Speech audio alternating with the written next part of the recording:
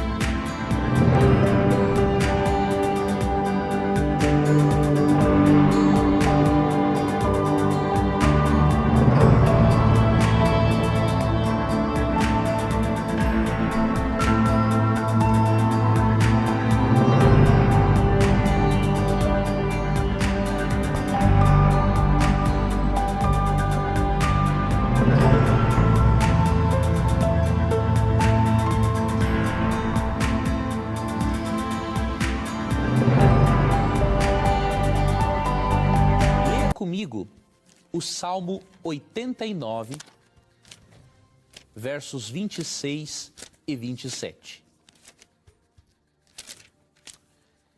Aqui diz o seguinte: Ele me dirá: Tu és meu Pai, o meu Deus, a rocha que me salva. Aqui é Davi falando isso para Deus. E aí agora Deus falando para Davi: Também o nomearei meu primogênito, o mais exaltado dos reis da terra.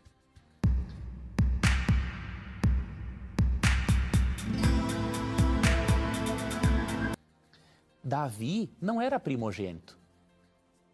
Na verdade, ele era o filho caçula. Só que por que Deus o chamou de primogênito? Deus estava enganado? Não. Porque o termo primogênito não se refere apenas ao primeiro numa ordem de nascimento, mas se refere ao primeiro numa ordem de importância.